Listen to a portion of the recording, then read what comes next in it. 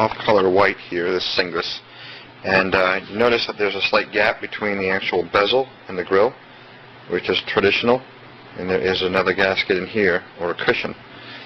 That is factory. A lot of people will take this bezel and bolt it directly right up to against this grill.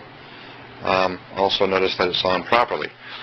Fat portion, skinny portion, in order to hide a bracket that sits right there to open the hood, which is yet to be installed. Obviously this apron is also on. Looks very nice and crisp, clean.